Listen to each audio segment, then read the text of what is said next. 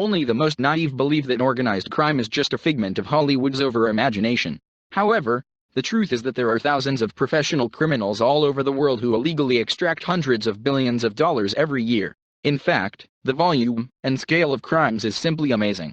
The most notorious organized crime groups on the planet are the Yakuza in Japan, the Triad in China, and the various drug cartels in Latin America. However, the EU has its own organized crime groups. It is estimated that there are over 5,000 active criminal networks in the EU, operating in 28 European countries. Their revenues are estimated at least $200 billion. Here are just a few of the most visible and powerful players in the EU underworld. Italian Mafia. If there is a European country that is associated with organized crime, it certainly is Italy. It has three main mafia networks, Cosa Nostra, Camorra, and 'Ndrangheta, as well as hundreds of small gangs and family clans.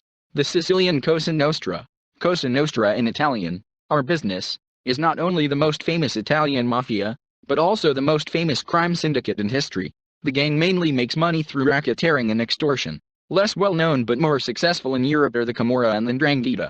Gangs rule not only in southern Italy, but also operate all over the world. The Camorra tend to be centered in their home city of Naples and the region surrounding it. In addition, its criminal activities are spread throughout Europe.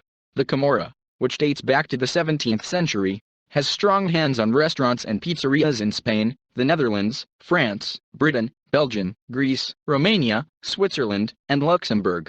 The Calabrian criminal organization 'Ndrangheta is involved in prostitution, drugs, fraud, weapons, and more in all European countries, not to mention America and Australia. Albanians.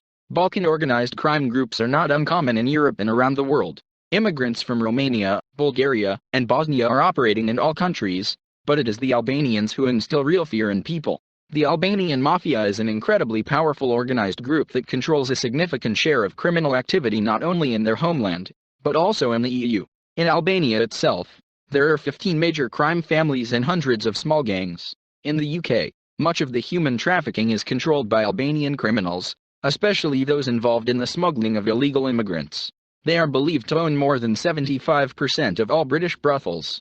In addition, they specialize in drug imports. Scandinavian biker gangs. The illegal motorcycle gangs, rather amusingly referred to as OMGs by the police, have been involved in organized crime since their inception shortly after World War II. The founders of OMG were bikers from the USA.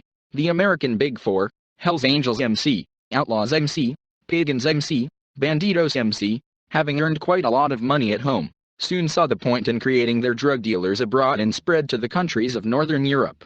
Although today OMG is not as strong in Scandinavia as it used to be, it still exists and stands firmly on its feet. In the mid-1990s, something known as the Great Scandinavian Biker War broke out over the territory of Sweden, Finland, Norway, and Denmark. Almost 450 people participated in a 3-year intergroup battle, in which more than a dozen people died and about 100 were wounded. Dutch Penosa. For a small, liberal, politically and economically stable Western European country, the Netherlands has its fair share of organized crime. The Dutch are the largest producer and exporter of ecstasy in the world, developing a lucrative drug market. They work closely with Chinese, Italian, Serbian, Russian, Turkish and Albanian organized crime groups, as well as with gangs from Suriname, the Antilles, Curaçao, and Morocco. The Dutch criminals not only control the supply of drugs, they also traffic in weapons and people throughout Europe, operating under the common slang name Penosa. It is a loose association made up of several small gangs, without any real hierarchy. Irish gangs. Illegal activities are thought to bring in Ireland's criminals between $2.5 billion and $3 billion a year, which is a relatively modest amount compared to many other European countries. Most of this money is collected through the sale of drugs, which involves teenagers, especially from rural areas.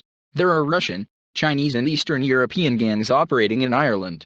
Former members of now disbanded paramilitary and terrorist groups are also known to be involved in racketeering, cigarette trafficking, and drug trafficking. Belgian hormonal mafia. There are many criminal cases involving Belgian criminals. However, you will never believe what the Belgian mafia was up to in the 1990s. Growth hormones for cows was a really profitable business.